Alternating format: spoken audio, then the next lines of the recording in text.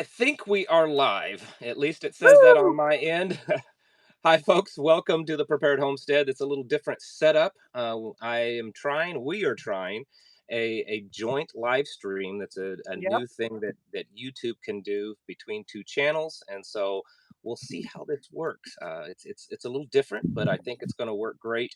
I have a guest on today is a friend. This is not just a guest that I don't know. It's someone I know personally, a friend, and someone that myself and my wife admire her and her Oh, husband and the work that they have done. And so this is thank a you. very well. You're welcome. This is a very big honor to have you on the channel today. I just have a long history of admiring both of you. So I want to thank you for coming on. For those of you that don't know who this is Sister Kate.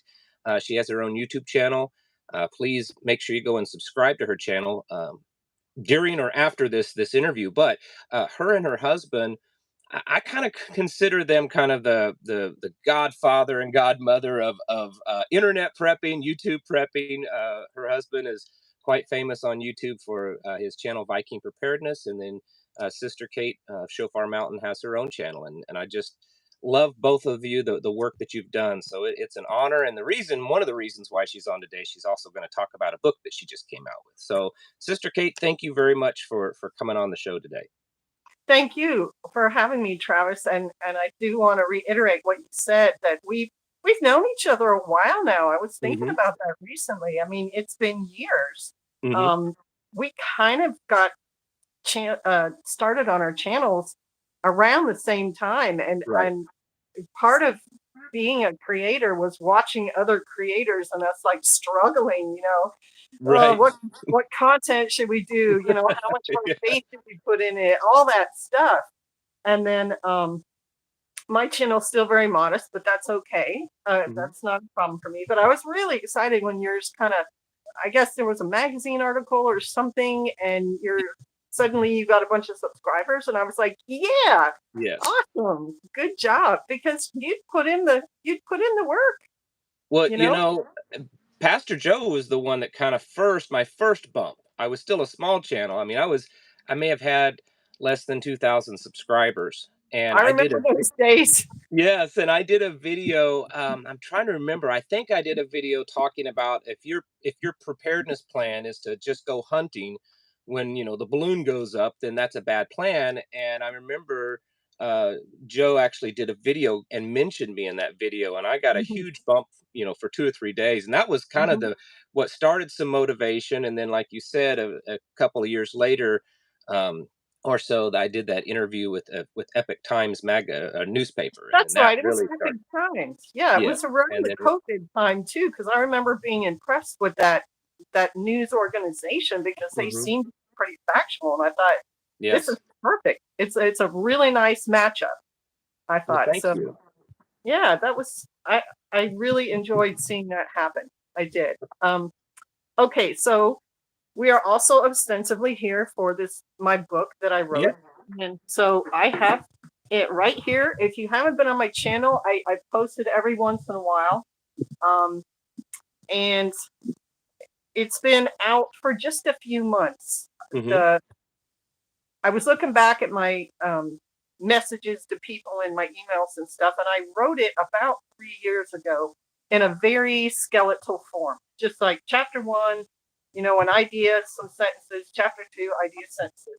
Mhm. And then I had a sister, still my sister, she's an awesome woman, um, who said, well, I can edit that for you. I can like format it and stuff. And I was like, okay, great. So I had to ask my husband, too busy, my children, too busy. And I wasn't motivated to do the editing myself. Um, and I should have been because my major in college was English literature. So I should have been able to do this thing, but I just didn't feel it. And so she did an initial edit on it. And let me show the back to this. Um, she did the initial edit on it, and her computer spoke in Microsoft Word, and my computer spoke in Open Office, which is free. And Right. it gobbled it up, and then that kind of put a halt to it for a long time, for about 2.5 years. And I'm I'm like knowing I need to do something and yet not feeling the urge to do it. And I was at a function with another sister. I'm trying to remember if it was Passover or Sukkot. And she just kind of casually mentioned, oh, well, I'm thinking of starting a publishing company. And I just self-published my own book. It's a children's book called I Saw the Earth Wake Up. And my publisher is Sarah Williams.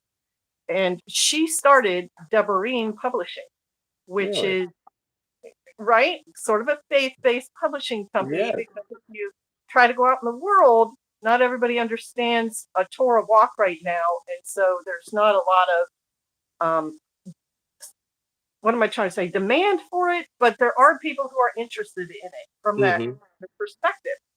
And so she said, yeah, I'm looking for Torah observant writers. It doesn't necessarily have to be a Torah observant writing, Mm-hmm. but I want to publish words that Yah lays on the heart of these authors. And so I was like, really? Well, we need to get together, sister, because we don't live real close to each other. It's a couple hours. And so I proposed a business lunch, which I'd never done in my life. I'm a housewife and a homesteader. And so we both got dressed up and met at a nice restaurant, had a business lunch, and talked about the details. And so she put in motion all the stuff you do as the publisher. She did all the corrections on here. And Mm-hmm. then she sent it to a printer and to the like Amazon and the Walmart.com and all that. She got the ISBN number because she had done all that for her own book recently. So she said, yeah, I Mm-hmm. know how to do it, and I can do it pretty easily. And then it was like a supposedly a 6-week wait. Now to me it seemed like 6 months, but it may have just been 6 months before Amazon actually had it listed correctly for the correct price and all that. And there was a time period in there around week 4 that it was listed by other people and they were Hmm. charging more for it. And I was like, I don't have it up yet. And I'm the author. And yet somebody else has a copy that they can sell for more than what Right. I didn't quite get that, but she told me don't worry. And PJ said, yeah, don't worry. It's all part of the process. It's not that big a deal. And so finally, when it actually came out, I had done a live stream, like announcing it, like, here's my book, all my subscribers, if you want to hear my wisdom and everything, please. And so there were some pre-orders. Well, you were one, right? Yes. Yeah. I did. Yeah, I pre-ordered it before it, and I think in fact the day that you announced that it was available for pre-order, I ordered it. right. And then it was like tick tock, tick tock. Week goes Mm-hmm. by. I don't have my book yet. Week goes by. It's not really listed. And finally, a lot of people got theirs from Deborine. Sarah did that work too, having to package them up and mail them out to people. And then there was a whole issue with the picture side of it, because initially we wanted pictures, then the printer said it was expensive, and then we went Mm-hmm. back and forth. And I said, well, can we do them in black and white? And she said yes. So there are a few pictures in here in black and white of things like my wood stove and some tools and stuff. Not a lot, Mm-hmm. but I really wanted them in there. So that was another. If you make a correction to your book, that's another like 4 weeks, because the printer has to reset the type and do whatever. Right. And so then I had 25 books I'd ordered for myself, with the thought of giving it to like my parent and my husband's parents and my kids and so on, good friends. And they didn't have the pictures. So I have 25 of them, but it's like the originals, but it's not the version I really, want commercially out there. And Mm-hmm. so I got a lot of suggestions from people, raffle them, do this, do that. And so I took orders from people and signed copies. And I didn't charge, I'm pretty sure I didn't charge extra for that. So there were, I think, about 12 people who did that with me, maybe a few more. So they got their book sent from me with a written thing about thank you so much and so on, and my signature. And so there's a set of those copies, because So in my so head it's first like, run errors can be valuable. Those right? may be I thought valuable it was books. First run errors.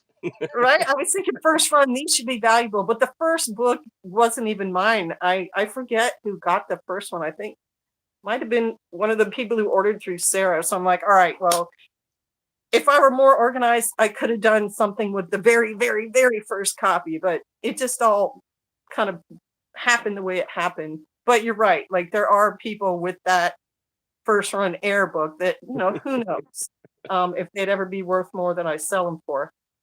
But the whole idea behind this book is there was a guidebook for people going on the Oregon Trail. Mm-hmm. And there were many versions, but like if you put guidebook in on Amazon, it'll come up with one from like the 1800s, still Mm-hmm. in print and written by people who sometimes had made the journey, but sometimes just talked to people who'd made the journey. And so the guidebooks would be things like, here's the map, here's where you water your cattle, here's where you, stay by the river and you can fish and whatever. And Mm-hmm. sometimes they were really incorrect, and people followed these things and wound up like on the Oregon Trail game. Oops, the water was polluted. Now you all have cholera. Or oops, there was Yes. a rattlesnake there that we didn't put in there. And I wanted this to be a guidebook from someone who's been there for homesteading Right. from the ground up, from bare dirt and soil and trees and rocks to having, a somewhat running homestead. And that's what I wanted it to be, like a Cliff Notes, avoid Mm-hmm. these obstacles, do this thing this way, and you won't have as many problems. And then part of the way through the book, which is one of the things I've had a few, like I had an interview with Sabbath Lounge and with Across the Table with Bob, and a lot of people like this chapter where it's how to organize your homestead year with little tips about when to plant and when to harvest and so on, Mm-hmm. like that. And I got that idea from it's a book on, I think it was England in the year 1000, and they had a schedule like that. But if you're like us and you like the ancient Hebrew knowledge, there's also a calendar like that in Right. that context. And so that was one of the things that people really liked about it. And there's also it's a yearly round, but it's like a monthly round and then a daily round. Hmm. What do you do each day? What time you get up? What time do you have breakfast? When's your homeschool time? Your prayer time? Mm-hmm. And then the weekly round is, day one might be you're weeding your garden. Day two, you're doing something with your animals. Day three, you're looking at your fencing. So I wanted that to be helpful to people. That Right. is the whole reason for this book, is just trying to help people, if you want to homestead, not make the same mistakes and save you a little time and hopefully some money. So Well, I think it's a great book. I got to tell everyone, I'm going to embarrass myself. I talked to Sister Kate beforehand. I was planning on having my copy of the book, and I've rearranged things. And I thought, this whole time that we have been talking about doing this, I thought, well, I know where that book is. It's in a box. I put it in a box because I'd moved things, and it's not there.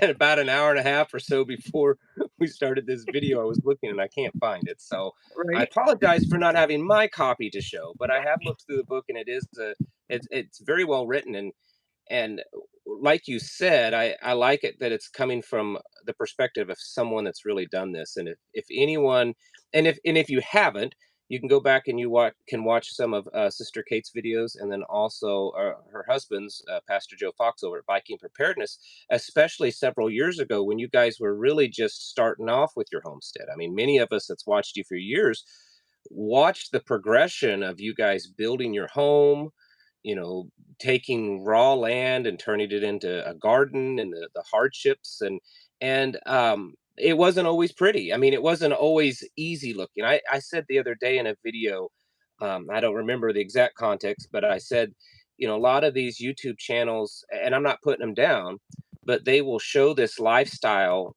looking so beautiful and perfect all the time. And maybe Right. they've either Instagram perfect. yeah, they've either done it for years, or maybe they just had a lot of money to put into it the right way. And the ones of us that are doing it the kind of everybody else's way knows that it's hard.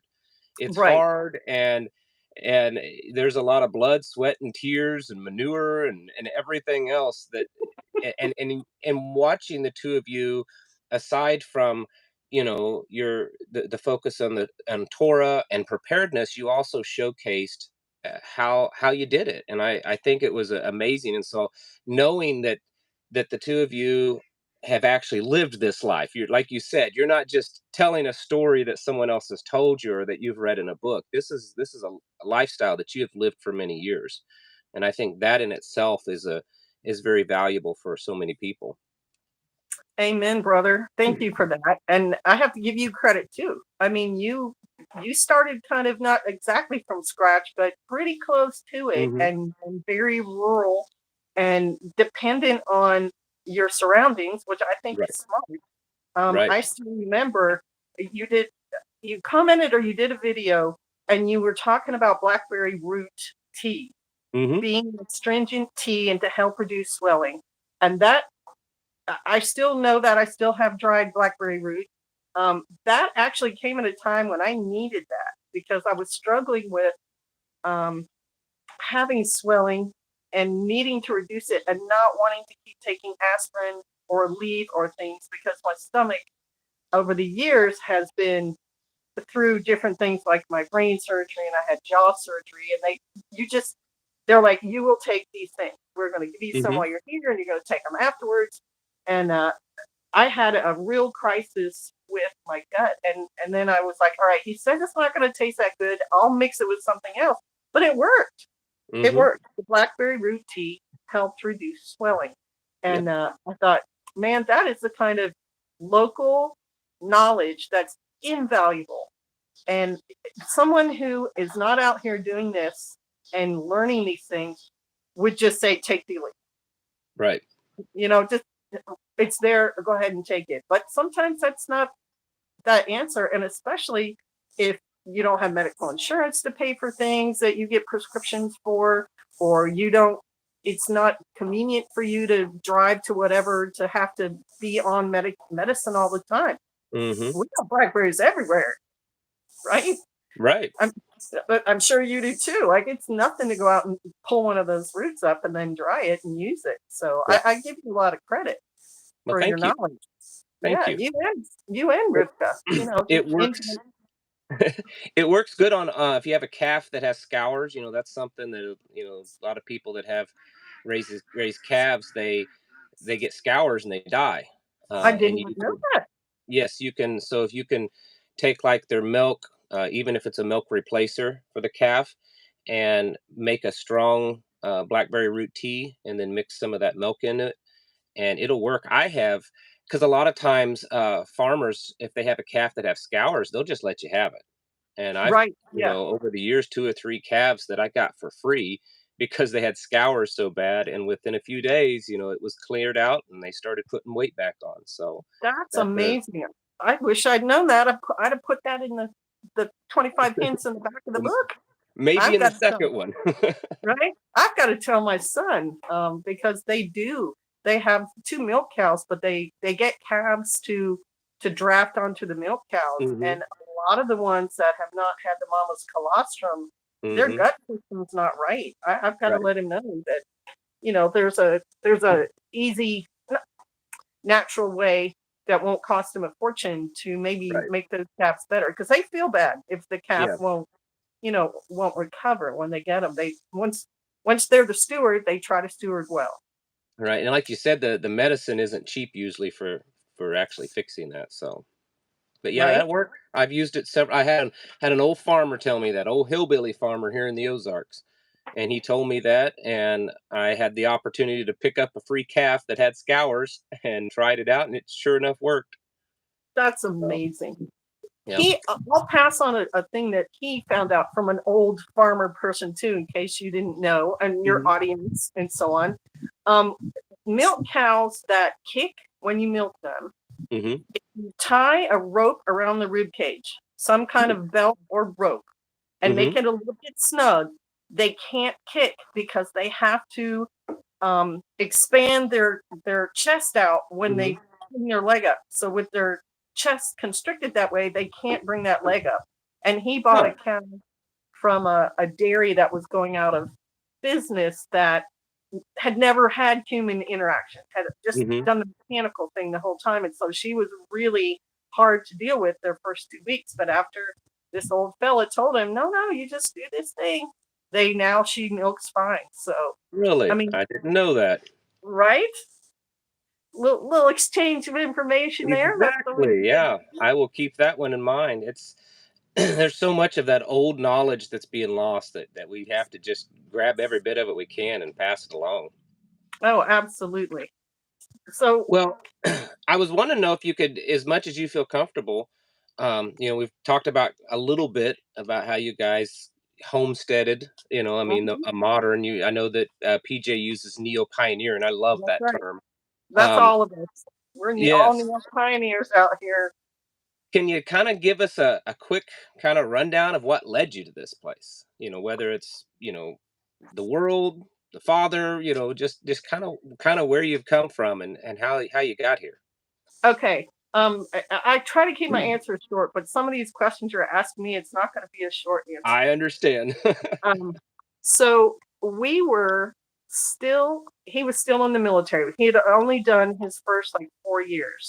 Hmm. And we were just talking about, right, what are we going to do in the future? Because military career is 20 years long. We only have 16 more to go. We'll be in our early 40s when we get out. What are we going to do with ourselves? And we both agreed we wanted some land. Um, he had grown up and I had grown up in parts of Virginia that at the time were kind of rustic. And so that, and I was in Indiana in a formative time of my life too, just running the hills barefoot. So that's, back here, what I want Hmm. to get to. And so we both decided we're going to try to buy some land. And in those days, there was no internet. And so he did some research and came to find United Country Realty Real Estate had a catalog for the whole country, Hmm. county by county, state by state, with rural property for sale. And we did not have a lot of money in those days. So we had to, and he had parameters, preparedness kind of parameters where he didn't want to be on a coast and he didn't want to be this far east and, other things. So we were able to narrow down states that would be filling what we wanted that Hmm. might be affordable to us. And Minnesota was one. And we had that discussion, like $40,000, 200-acre dairy farm for sale in Minnesota, buildings, barns.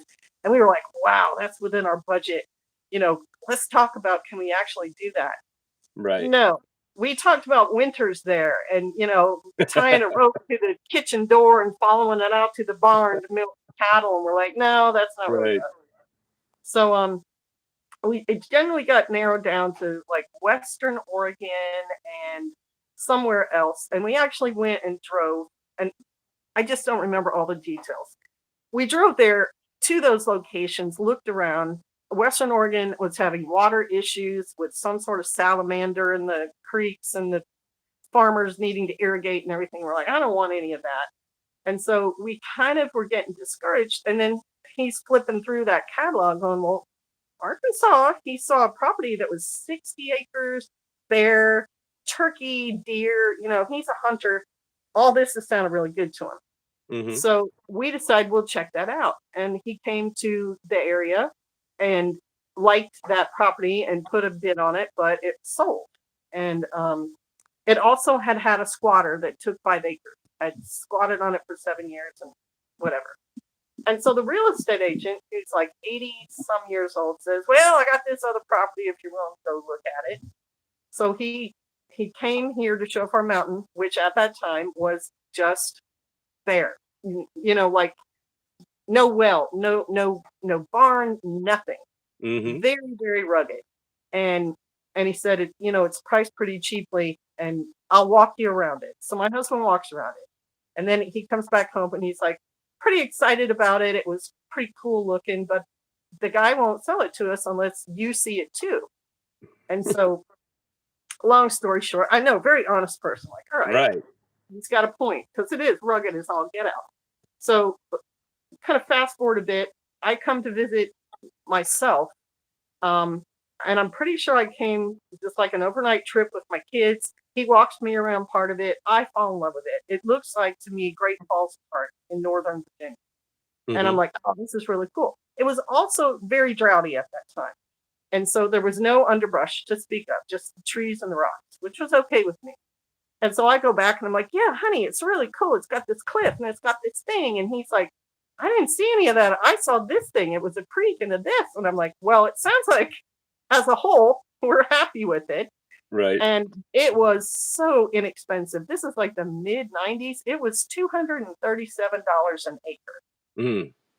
And so we were like, okay, within the budget, sort of, a single family with a couple of kids. And so we bought it. And pretty soon after that, we were sent overseas, and the Army gave us extra money for a driver and a gardener, and we never end up getting them, even though we tried.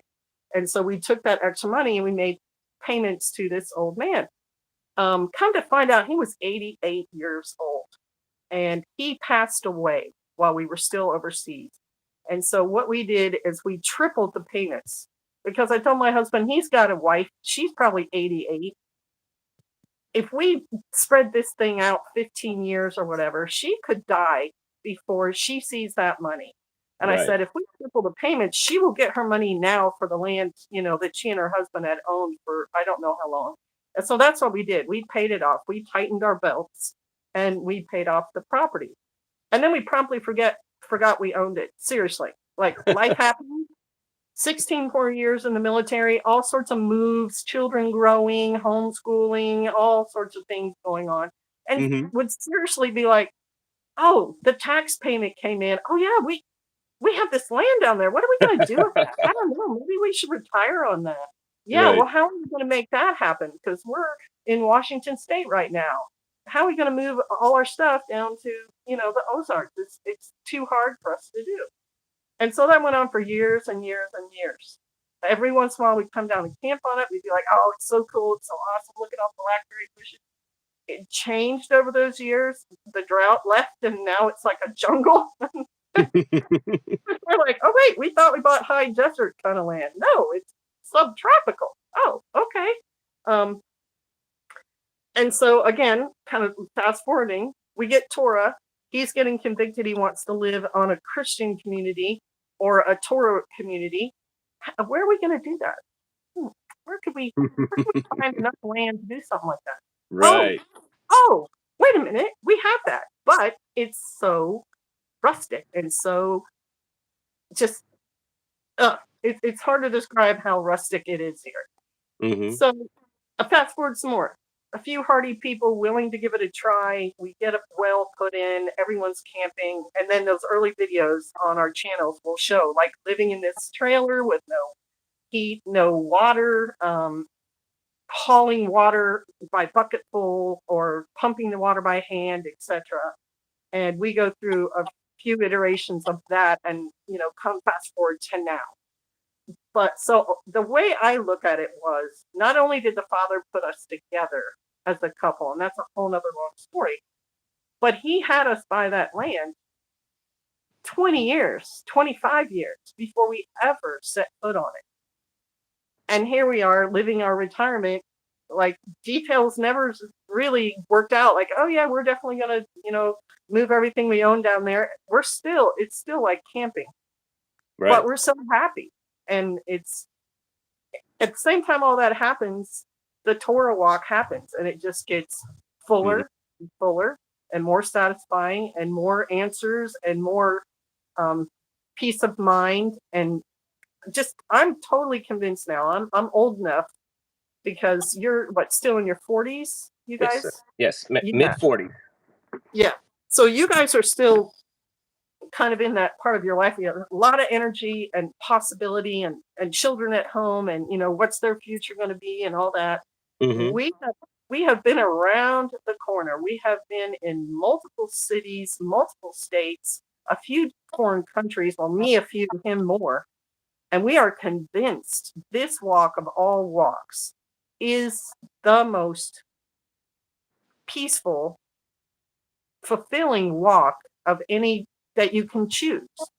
Right. And so that's where we are present day, and just trying to, live our best life. We just had our sixth grandchild come into the world.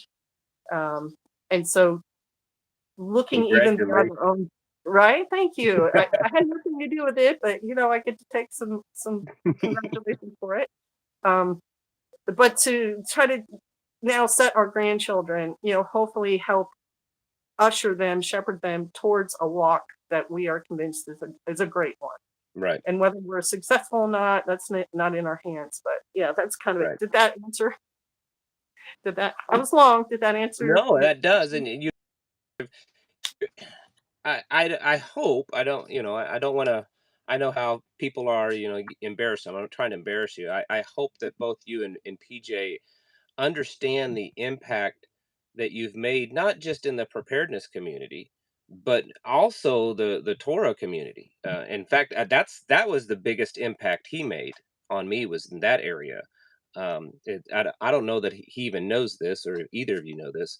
Um, I had, I grew up in church my whole life, Right. and when I was younger than I am now, probably 20 years ago, um, I remember I was always a big book reader. And so every year the church would, do this challenge to read the Bible through in 1 year.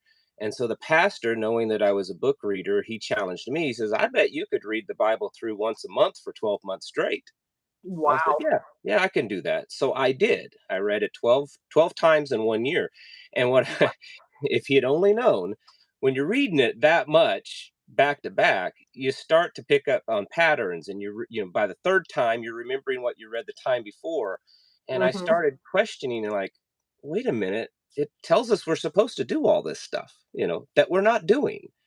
And Right. I don't find anywhere in here where it says to stop doing it. In fact, it says, you do it to the end of time, or through all Right. generations, or till I come back, all this kind of stuff. So I asked him, and he didn't really have a good answer. I said, we believe the Old Testament is still valid. Why aren't we doing any of this stuff? And he's like, well, and he kind of, didn't really have a And solid answer. And so for a few years, I had no clue, because I also, before I got online to like do my channel and started what well before that I started watching, people like Pastor Joe. I was not on YouTube at all. I had nothing to do with it. So I wasn't watching like all these videos of guys that were Torah observant or anything. I had no clue that even existed. I Mm. just knew in my own way that I should be trying to figure out how to do this stuff, and I had no clue what to do. Like the first time I ever did a Passover was very laughable, because I had no clue. I didn't know that there was this Torah observant thing. I'd not. So, anyways, I started watching YouTube videos, and I came across Pastor Joe, and he started using these words that I'm like, what's he talking about? And so I started doing some digging, and realized there was this thing of someone being Torah observant, and so he really kind of opened the doorways for me to find more about that. It was actually through Pastor Joe. So both of you are inspiring to a lot of folks in the community. I hear your name and his name a whole lot, uh, of just how Well, you've inspired people. So I it's nice wanted to for you. say that. Yeah, it's nice for you to say that because we're kind of isolated like you are, and Hmm. so sometimes it feels like we're at least to me, maybe not so much to him, that I'm putting information out, but I don't really hear if it's effective or not Hmm. that often. And so it is nice. It's very nice for you to say that. I totally appreciate saying that, and I feel like when we first came out here, so it's 11 years so we've been out here, and we were starting the Torah walk. Um, it felt like there's not that many people doing this thing, but Hmm. every once in a while, you'd see somebody or meet somebody, and they'd say, I'm the only person in my whole town, or I'm the only person in my family who sees this. And a Hmm. lot of times it would be the men. The men would say, since 8 years old, the Christmas tree wasn't in the Bible, and no one could tell me, what we're doing. Why are we having this thing in our church in December when it's not in there? Right. Um, and so I think what we were able to do you're a book reader, so I'm a book reader too. Once my eyes were open, because I started out as a Catholic, my family was Catholic, and then as we got older, um, my father had passed away when I was 10, so we didn't have a head of the household. My mom was Catholic, and so we were doing that. But as we children grew up, we were like, wow, this faith is very cold, and it Mm-hmm. doesn't seem to follow the Bible. And so we all kind of stopped. And then I was agnostic, and then I met Pastor, and he was looking into Mormonism at the time because of the survival aspect. And then we get married, and we're Christian, but we're not your regular, I just want to go there and do whatever they tell me to do Christians. We're Right. reading this book and following a pastor, his name, Arnold Murray out of Grafted, Arkansas. He was a Marine who was also a pastor who could interpret Hebrew and I think Greek too. And he was Mm-hmm. reading line by line, verse by verse, and giving these little bits of wisdom that were like, wow, I never saw that before. Like the wheat and the tares. He said a lot of the Bible is agrarian. Is from that point of view. And to a modern American, we're like, but wait, they didn't have supermarkets? Wait a minute. You mean they planted this stuff and then they had to gather it in to eat it? And so he said the difference, the reason wheats and tares is an example being used is they look the same as they grow up. They're Mm-hmm. very similar. But at the maturing of them, wheat will bow its head and the tare will stay upright. And I went, oh, pride, humility, you know? Mm-hmm. And so Pastor Murray did a lot of that, and it caught our attention. And so we started looking into the actual meaning of the word and the context behind it, which, as you know, super important.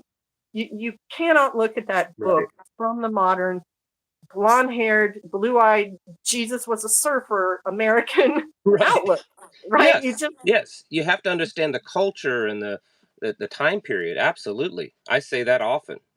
right. And so as we're walking that walk, and all of us are studying so hard, and in the early days, a lot of times, at least for us, we wanted to be right on with the laws, Mm-hmm. how everything we could. So we're kind of restricting ourselves. And we also, for a short time, we pastor, give me a second, Straightway Ministry. Mm-hmm. um he kind of woke us up and would point out truths, and it was kind of like a shofar blowing that, you know you're not in your regular Christian church anymore, that there's more going on here, and so on. So just our study, sermons, everything else, we're getting more and more truth and being able to take the puzzle pieces and fit them together finally. Mm-hmm. Because when Pastor first got the Holy Spirit unction to keep Shabbat, as a he was the head of a Christian church, he was a pastor of a Christian church. He and I both had no answers for people saying, well, then, what do you mean Shabbat is on Saturday? Right. How can and so we didn't have any answers for things like that at all. What food are you eating? It says right here in Romans that we can eat anything we want. There's a sheep, and there's these animals, and Peter, and Mm-hmm. we had no answers for any of that. But as we go on, and it becomes clearer and clearer, we can answer more questions, and more people are popping up saying, hey, I want to know these things. Hey, I Right. have this function. And so the way the documentary comes out, and I decided to be like, all right, so how many Torah observant people are there really in America? Because we just keep meeting these little singletons, and we all feel isolated. There were Mm-hmm. 5 million at the time that documentary came out. My goodness. I know. And it's like, wait a minute, we're not just ones and twos. We are seeds Mm-hmm. that are feeding other people, that are, as ears are open and eyes are, their scales are brought down. There's more and more people out here saying, hey, does anybody know anything about this deal? And it reminds me of lambs. There's a 99 and there's one lamb out there going, help. Okay, brother, come. Right. Here's your lifeline. Here, we can answer your questions. We can do these things. And then it occurred to me, I know I'm talking about a lot of things That's all at all one right. time, but it's a historic movement in the church in America, Right. this Torah movement. And it's like a bridge, even though there's people who would deny it, from the Jews in Israel who are identify as, you know, Jewish and so many things and their customs and everything, that you must do these things. And then Christians who have Jesus but don't know anything about the law and don't even read the Old Testament. And here we are right in the middle, which is Right. where the disciples were. Right. And it's a historic thing, just like Pentecostalism came out of America, just like the Great Revival in the 1820s here, where the Spirit just explodes and you have these pastors riding around on donkeys to preach the word, you know, through Hmm. mountain passes and everything. So as part of it, we kind of have to reflect on how are we helping it grow and where is it going to go from here?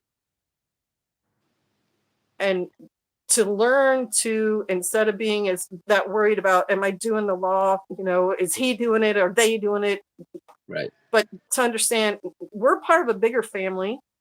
We do have to put up with each other whether we get along as people all the time or not. We're That's still correct. related, we're still brethren, right? And Hmm. where is this movement going to go from here?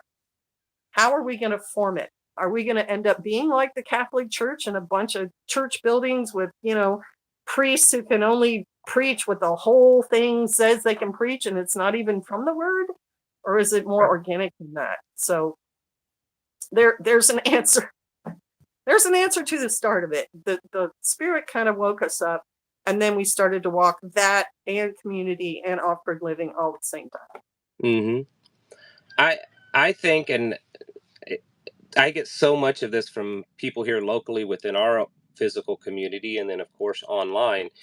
And I don't know how you guys feel about it. I'm sure you get contacted, especially PJ, from a lot of people online. I believe the Father is waking up His people, calling that remnant together. I mean, it talks about in Revelation of those that um, hold the testimony of Yeshua and keep His Father's commandments. That's Right, us. That's right, us. And I've been contacted by everything from atheists to various different denominations of Christians to Orthodox Jews that are all like, wait a minute, what are you talking about? You mean there's a little it's both together? And then also adding into the preparedness. There's always so many of those people that are Torah in whatever area. I had talked to a guy just recently, and he's like, well, I don't know if I'm Torah. I mean, I realize it. I'm trying to start doing things. I just don't know if that's what I'm supposed to call myself. I said, well, you are. If you're trying to keep the laws, and we're all at different areas of this. We have been, you know. But I think the Father's waking up his people and that remnant, because I think that the days are coming to an end. I don't know how. I'm not going to say how much longer we have. No one knows that, but I think we're seeing so many signs, and as these days go along, I believe that he's waking up those that will hear this message and see that the Jewish folks have a lot of things right and some things wrong, and the just Christian folks have a lot of things right and some things wrong, and there's that in between is where we're actually supposed to be, kind of. And that's where I see a lot of people waking up to that. So I mean, I I'm sure you guys probably get people reaching out to you in the same way, well, because of I agree that people are being woken up. And it's really important in my mind just exactly how this is all going to play out. I see us within our own culture withdrawing, hmm. right? We are a lot of times looking for the old past, and the old past seemed to be the rural farming, Right. self-sufficient kind of path. That's certainly what people had to live in the days of Yeshua Hmm. and before that. And I also see our modern culture just barreling forward as Americans do. I mean, we're such a young country. We and Australia and some other the nations in the world are very young compared to China or Russia or Hmm. England. And so our culture, we embrace the new above many other things, just the Right. latest iPhone, the latest clothes, the latest, fix yourself, get everything fixed, go get, your cheekbones raised and your muscles increase and whatever. Hmm. And I wonder if there will be a clash of the culture. And I also wonder if the people who are barreling towards 15-minute cities or whatever those planned communities are where they don't own a car and they don't travel outside of their community without a permit, how that's going to mesh with the rest of us out here, like sitting on our porch, Right. don't have right reality TV as a hawk flies by or something. And it's such a slower life. Right. And I personally, and probably you too, I'm not motivated to try to chase most of that new stuff anymore. I mean, obviously we have some of the technology, Right. right? We are utilizing the YouTube, and I think the world is out there for believers to use. Like, okay, go ahead and buy some clothes if you need some clothes. You don't have to weave them on a loom yourself yet, but maybe you want to know how to do that. Maybe you want to know how to skin a critter. Just saying. Um, Right. but I really, I just, how is it all going to play out? And the other thing that I find fascinating, because there's so many theories about the end and what's going to bring it and what to be prepped for. And Hmm. people talk about economic collapse, or we did have a pandemic of sorts. And I'd actually done some videos on a flu type pandemic before COVID was created and released, just because the flu in and of itself in 1918 was devastating to a Hmm. population. So would something like the bubonic plague right now. You Right. know, is our political system, and it's not the whole world's, but is ours personally going to do something really extreme, or is it going to be something natural? Because Right. even when people are screaming about economic collapse or whatever, we've had Hurricane Katrina. We've had flooding. We've had fires in our western states. We just had Maui, just, a whole huge city and hundreds of people killed in Maui. So, what are you really going to prep for? Because I feel like probably want to prep for both. You know, are Right. you going to have a tornado come through and wipe out your town or the town next door? That's probably more likely than just everything falling apart. Especially because, in my opinion, people in power want to stay in power. They don't want to let it all fall. Right. Then they don't have a way to get money anymore. But it's an interesting thing. And I look at, we're 250 years old as a country. Rome at 250 years old probably had a couple of wars going on and leaders falling and new leaders coming up and new governments being tried out. So Hmm. it's a very it's a fascinating area. Yes. Well, And I'm just no, go glad I ahead. have a guideline for no matter what happens. That's what Right. I'm happy for Torah, happy to have the Father in my life, because it allows me Amen. to just navigate through it all very clearly Amen. where to go. Yes, absolutely. There's a lot of things going on. I mean, I talk about them on my channel, you on yours, and others. We all know that. Um, but even if all of these possibilities don't happen, are we going to end up being in a World War III scenario with China, Russia, possibly? But who Right? knows? Who knows? We don't know these things. Yes, we prepare for that. But one thing we can know is that, and this what I tell people is that the world is getting more wicked, and we know that it's going to because the Bible tells us it's going to.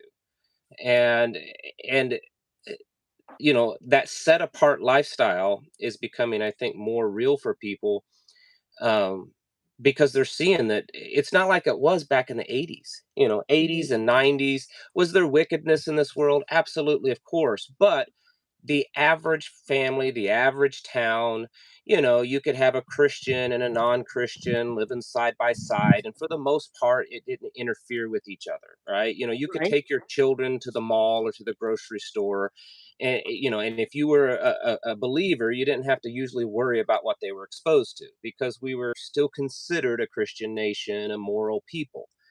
That is really gone out the window. And That's so true.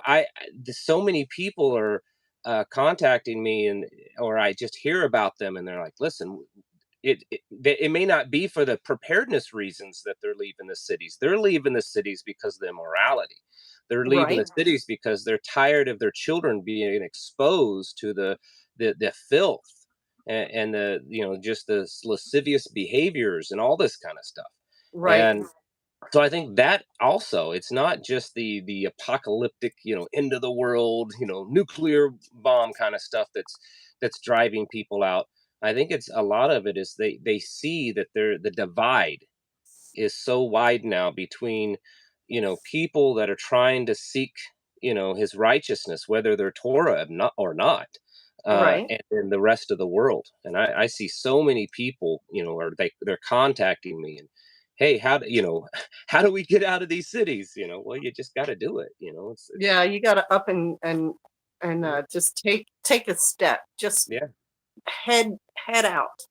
I do agree that the lasciviousness has increased, especially I was born in the 60s, so I've Hmm. seen our country change a lot.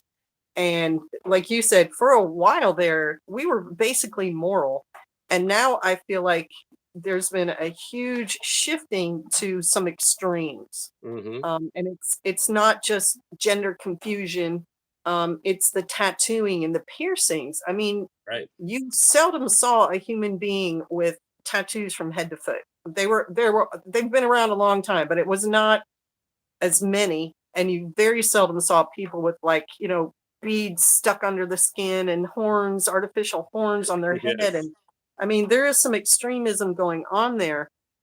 And I think it's part of the human condition that if you are not given boundaries, if you are not shown boundaries, anything is going to make sense to you. I guess is what I'm trying to say. You can Hmm. be told, oh, yeah, tattoo yourself from head to foot. That's a great idea. And people will do that thing. And so I do think it's kind of like a divide here, really, between people who want to have families and raise them without a lot of trouble, and people who are just, I'm going to do whatever I want to do.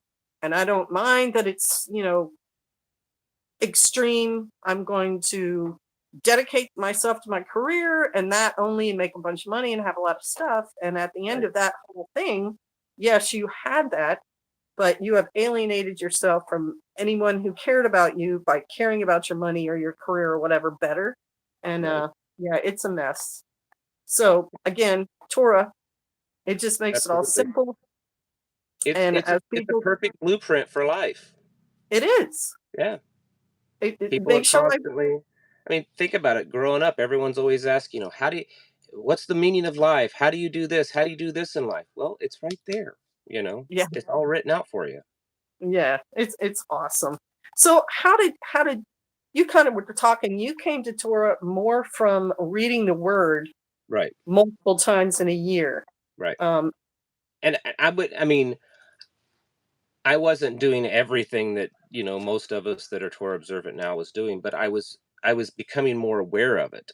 I was mhm. asking questions because one of the questions I'd asked my pastor was, it's pretty clear in the Bible that we shouldn't eat pork. And over here, where it's in the New Testament, like you said, the animals and the sheep, I said, if you read before and after that, that's not really saying it's okay to eat pork, so Right. why are we eating pork? Uh, you know, why are we having church on Sundays when it's very clear in the Bible from cover to cover that church is on Saturdays, um, and that was it was just the questions, and for me it was probably more, at least from how I've talked to people, the people Mhm. I've talked to, a lot of people, it seems to be a pretty quick transition. Like once they become aware. In Right. fact, almost so I've talked to so many people. It's like I went from not being Torah to being like Torah extreme, and then Yes. after a year or two, I kind of toned it back. Like, wait a minute, maybe I'm taking things a little too far. Yeah. Mine was different. Mine was a several years of just gradual, a little here and a little there, and mostly because I had no clue whatsoever about any kind of Torah observant Hebrew root.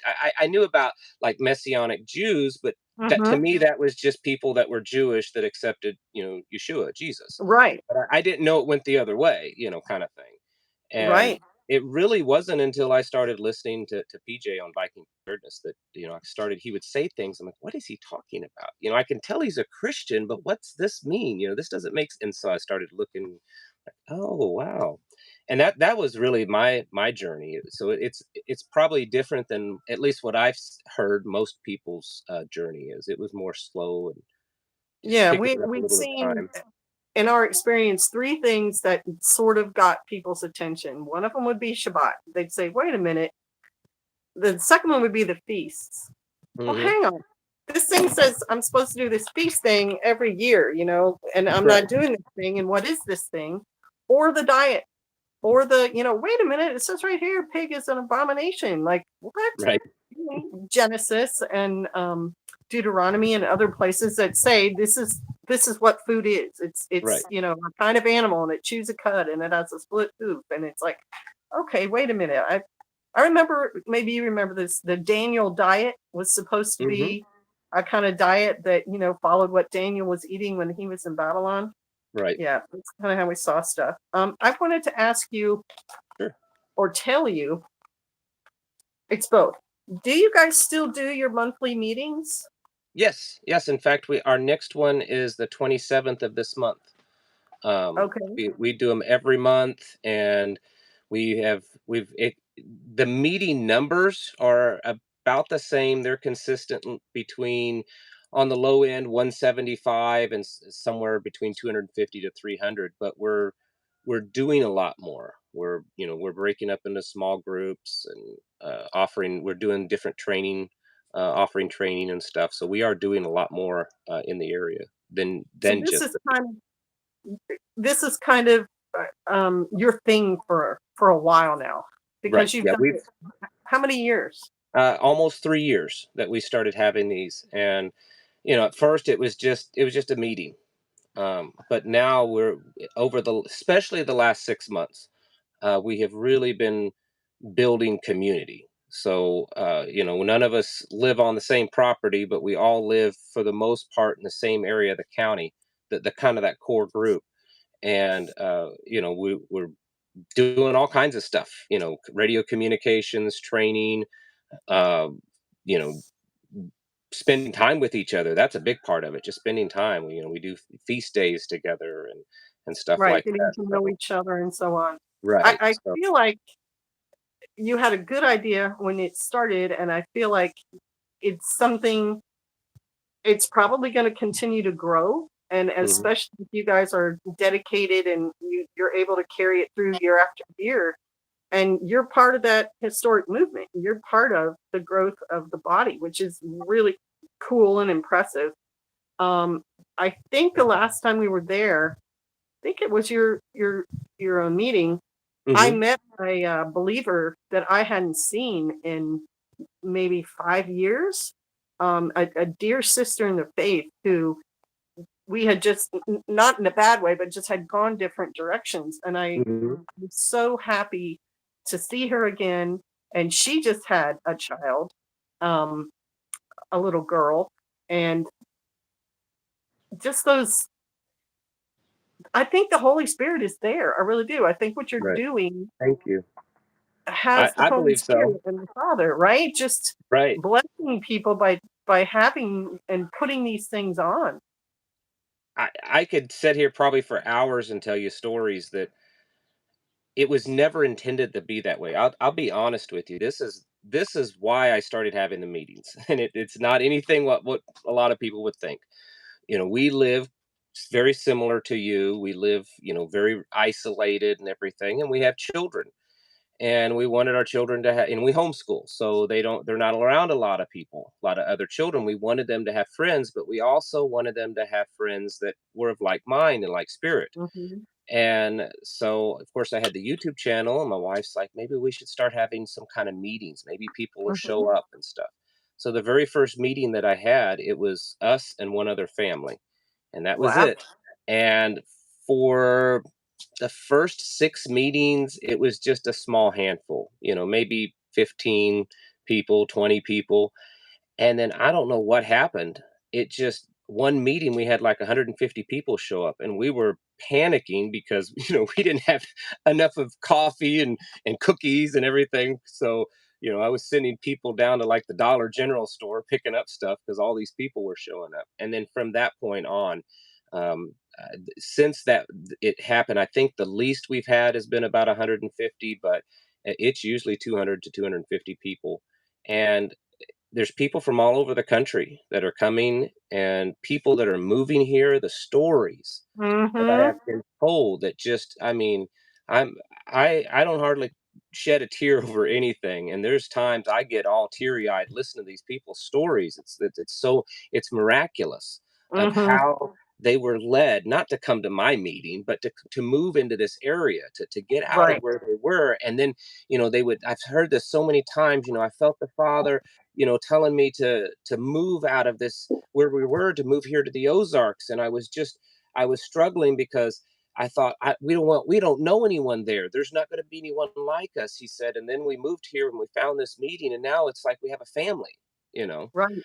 Yeah. And so there is definitely stuff going on in that way. I still to this day I don't know the full story and why. Um, I don't know why I was chosen to start this. I don't know, but it's definitely there's lives that's changed, and we've through what we're doing with the big meeting, we've we do a lot of charitable things. There's Mm-hmm. families that we've helped Mm-hmm. financially. There was a young lady that was in a she was a young married girl, and she was in a extreme abusive situation. Very Oh. just it would the Mm-hmm. story's too much to tell on a live stream. It was Mm-hmm. awful. We found out about it and was able to make contact with her and got her out of that situation. It was a horrible, and then to this day we're still partially supporting her. We got her into a safe place, and then financially Oh. supporting her as a group, and still to this day we are. So as a group, it's not just a prepping group.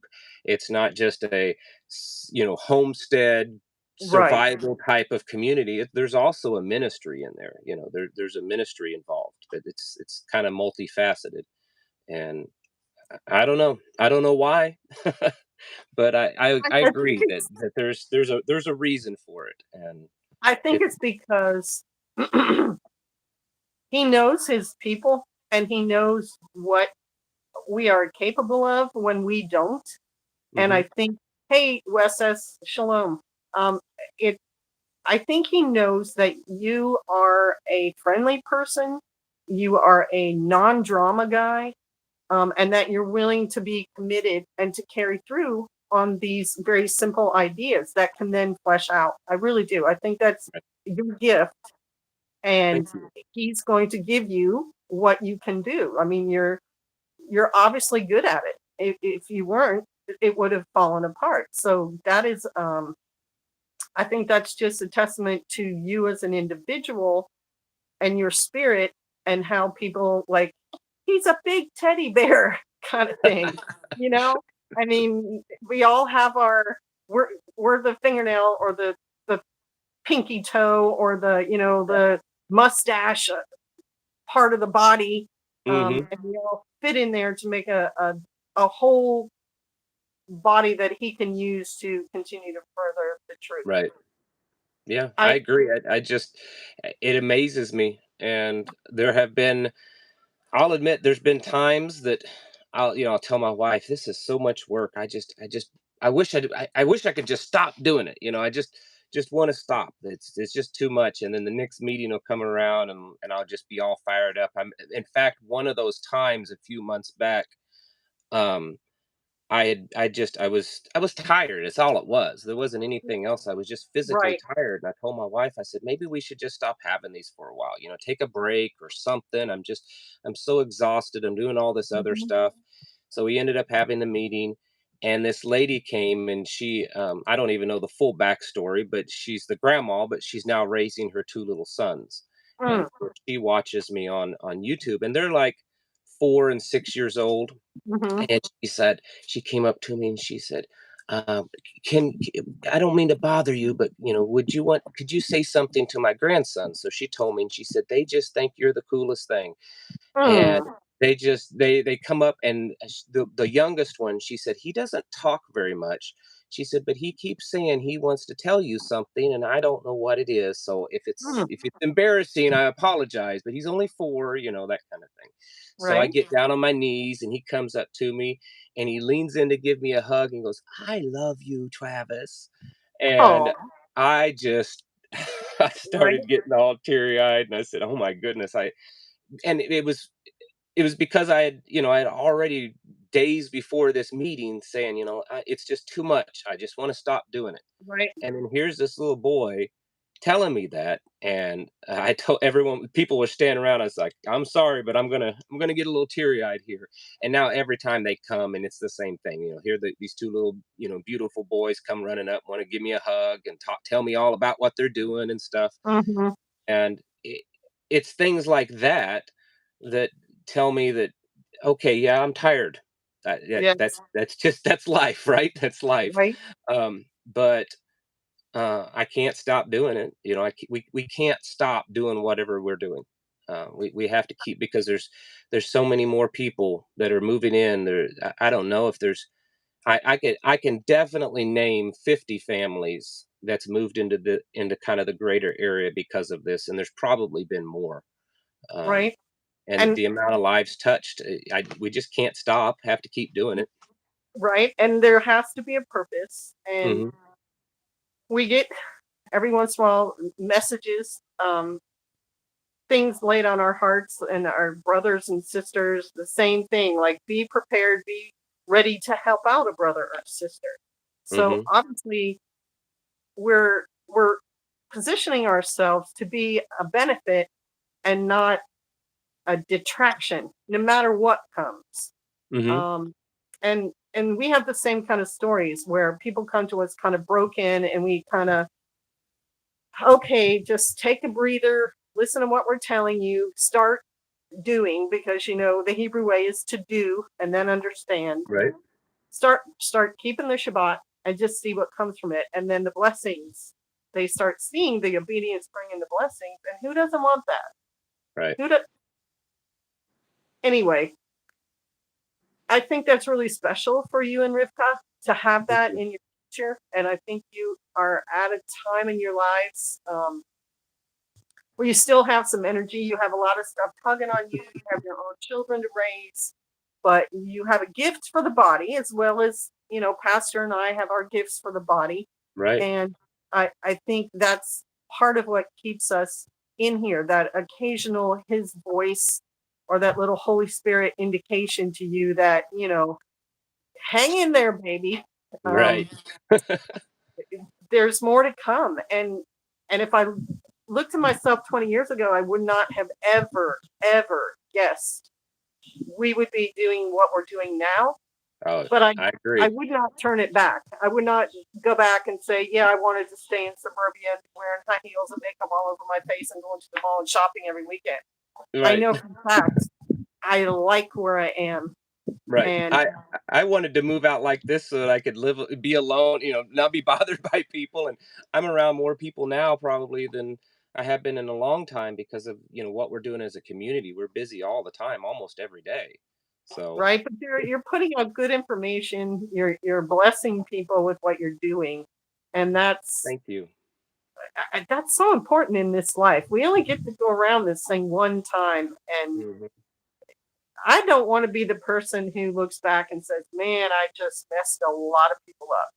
Right. I don't want to be that person in regret. I want to be that person who's, whoo, Yeah. I gave of myself, and I saw the benefit of it, and I'm happy with that. Yeah. Yeah. Every evening before we put the children to bed, we have a little family prayer time, and one of the Hmm. things we pray every night is that the Father will help us be a better light in this world. And I think, Hmm.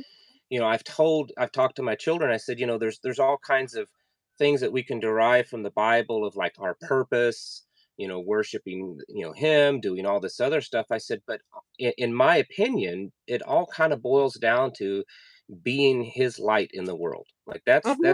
that's got to be one of the most basic ways to describe what our purpose for our existence is. is to just be a light, be his light in this world. And Right, be his so hand. right, and so and that's going to be different for everybody. You know, Yes. everyone has kind of their own different path that they take to do that. But if we just, as believers, just ask for that. Please help me, help me. I want to be a light. I want to be your light in this world. What can I be doing right now? And Right. maybe it is sitting at home and it's just being that prayer warrior. Maybe it's getting out and doing stuff. Whatever it is. And I think if his people did that and just that kind of real deep intercessory prayer, but focused on helping me find the way that you want me to be a light for you in this world. And I Right. think if we did that, my goodness, probably how the world would change. I think it is definitely a juxtaposition too with some of the craziness in the world to see people Hmm. who are content. I also think it's a huge, it's a very powerful prayer, but you have to be ready when you pray it. That Yes.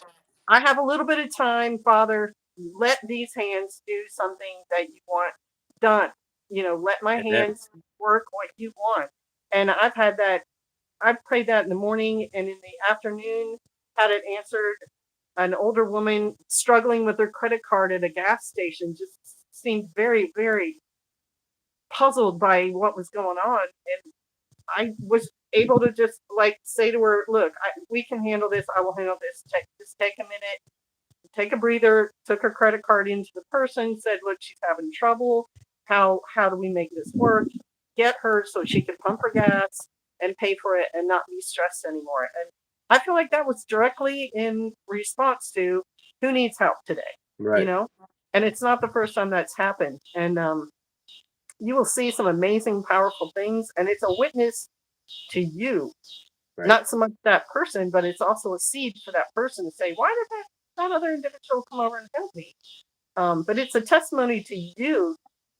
Yahweh's listening, and if you're ready, he's ready. He's got things Absolutely. for you to do. And Yeah. And I like think, what you just said, I don't think a lot of people realize is that when we do that and we end up being a blessing for someone else, it's a blessing to ourselves too. I mean, like I was saying, I go to these meetings and I'm drained before I go to the meetings.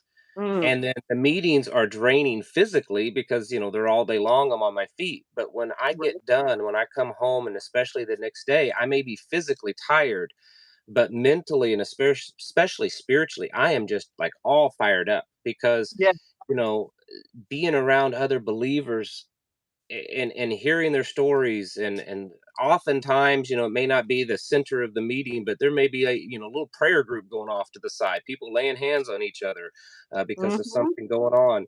um, the blessing that becomes for us. So um, and I think that's just kind of the way it's supposed to be, and because of the world that we're in, I don't think a lot of people see that anymore.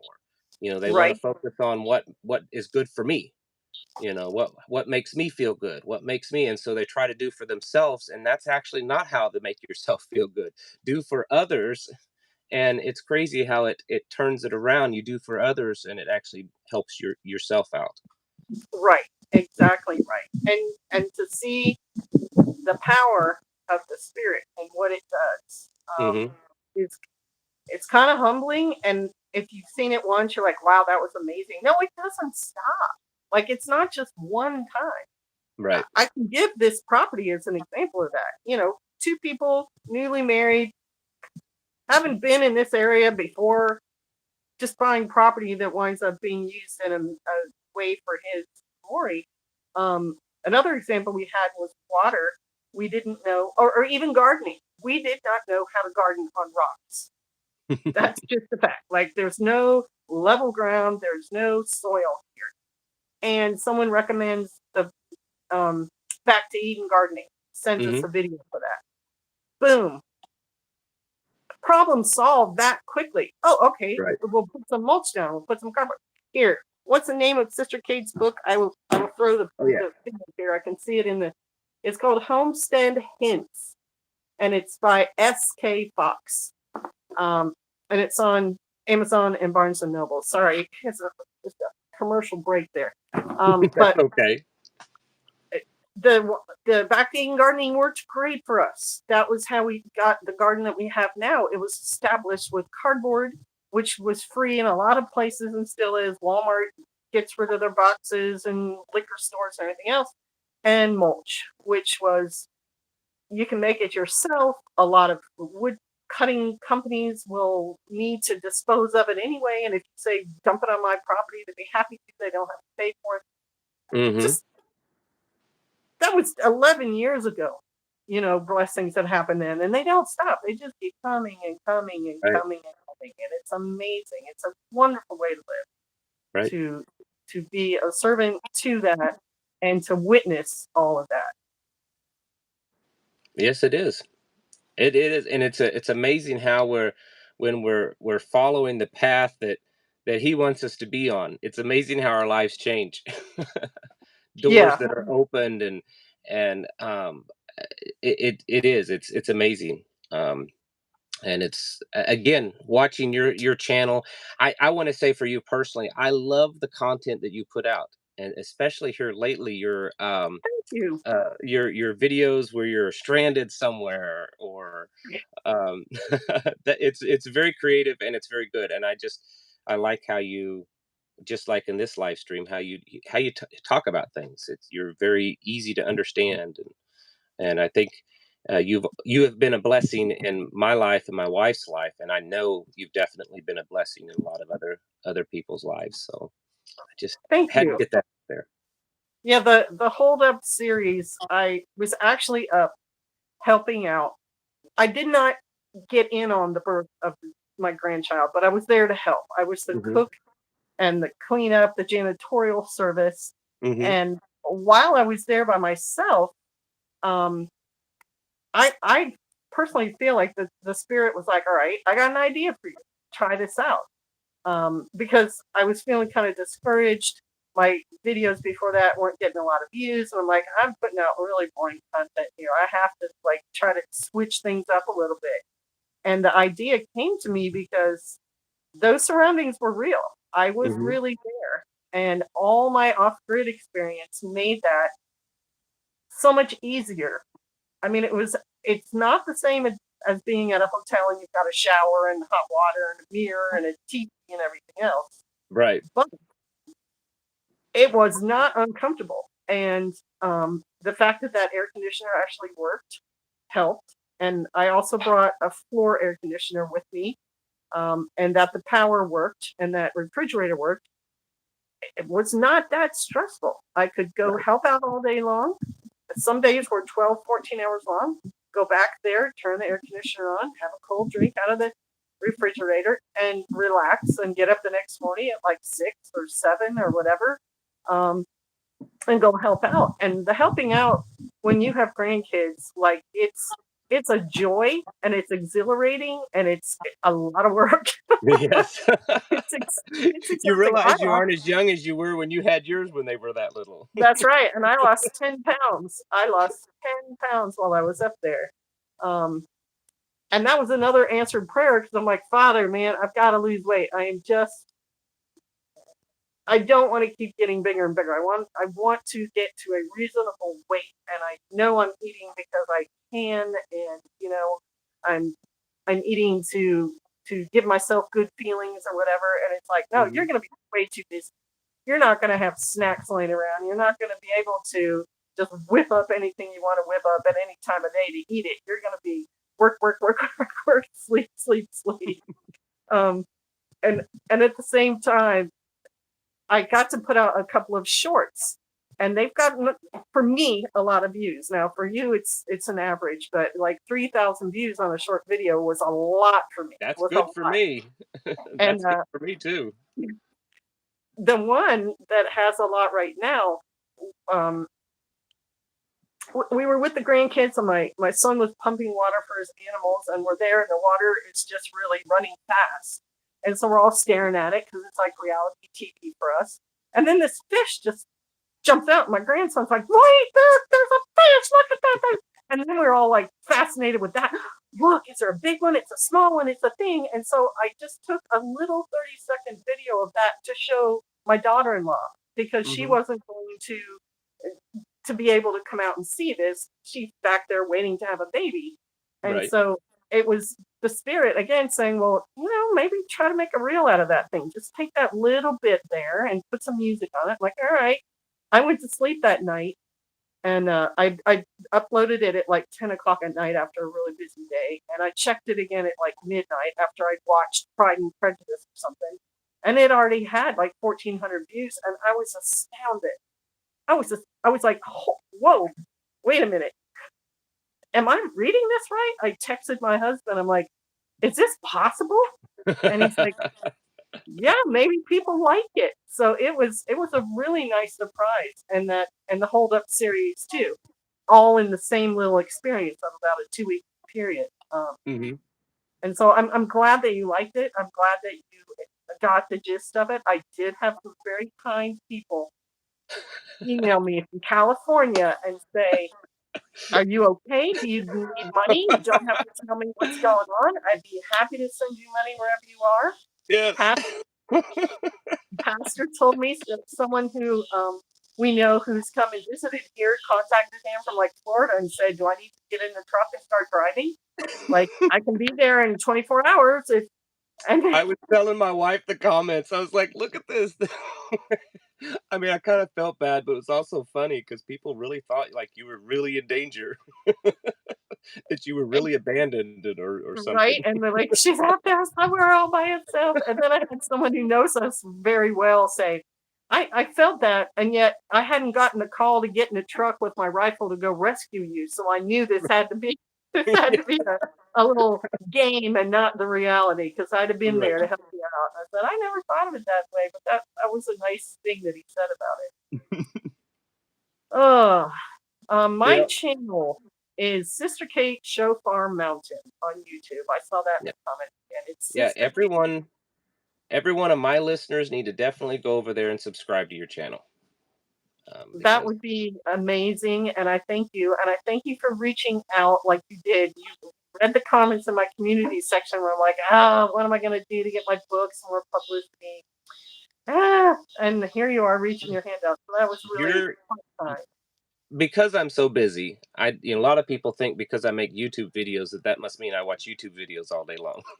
And Oh I actually no, don't watch a lot of YouTube videos, but yours is one of the ones that I make sure every one of them. I love your content, so I have to watch it. So yeah, when you posted that, I thought I'd love to have her on my channel. That would be awesome. So that's when I reached out to you to just interview you because and everyone needs to go buy her book. I mean, it's a really good book, and it's comes from if you've not watched her channel or Viking Preparedness, which is her husband's channel, you don't know, but like we've been saying in this, they really are the real deal. Like they built their house, their barn, their garden, and their lifestyle is what many of you are wanting to live or whatever. And so this book uh, is an excellent piece of knowledge, a tool for you to use because there's so much there that over, like she said, what'd you say, the last 11 years or so yeah. of living this lifestyle, she's put it into a book. And so I think it's good because I mean you can't see it in the camera. I've got a big shelf over here full of homestead books, and most of them are good, but after a while they kind of start to be alike. It's almost like someone has just written a book that's kind of like all these other books that they've read.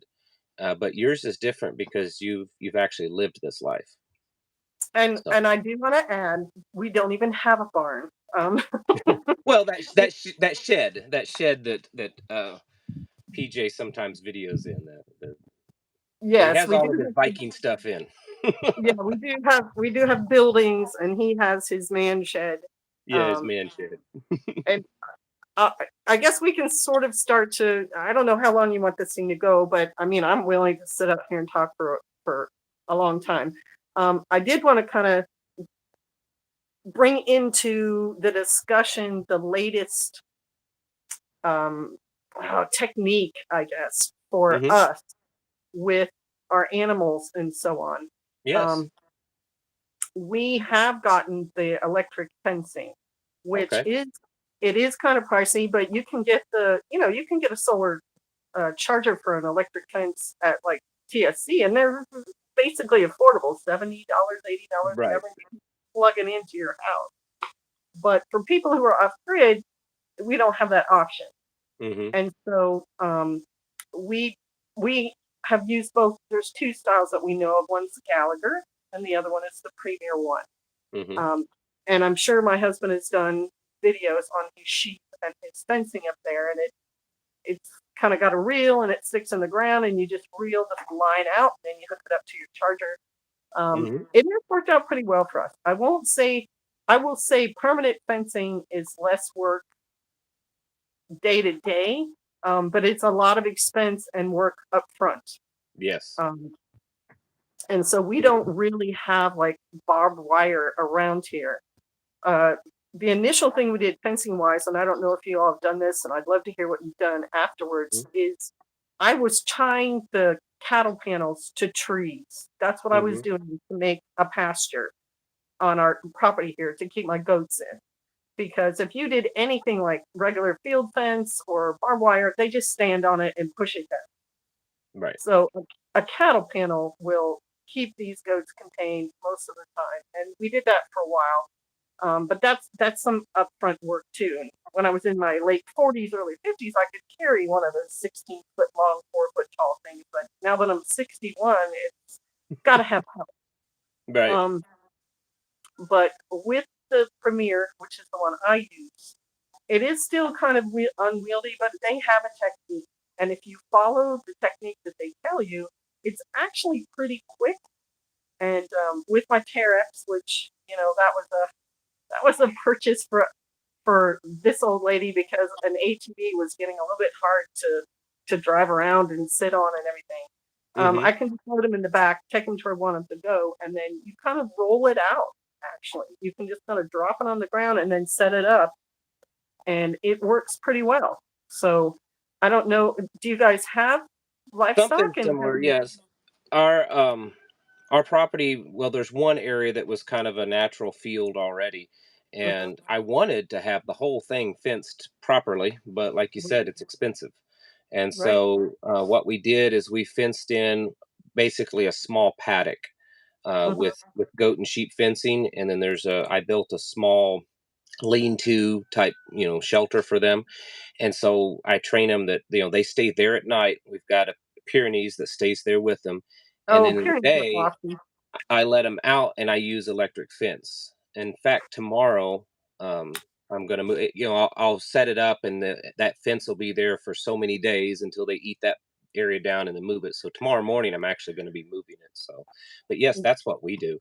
Um, and there's good and bad, but it's easier, maybe not on a day-to-day basis like what you said, but it's easier than the putting up a fence, especially in the Ozarks. There's some areas that putting a corner post in is like drilling into concrete. So, Right. It's just um, impossible. right. So that's what we do also. We use an electric fence and I just move them around the property. And what I like about the electric fence is you can make it, pretty much any shape you want. And so Right. there's areas, I've tried it and they do really good with it. That I would normally mow because it's kind of around the garden, and I'll work an electric fence through there, and they can get up in there and eat it. And I don't, that's free food for them, and I'm not having to mow it. Whereas normally I may have to mow around that area.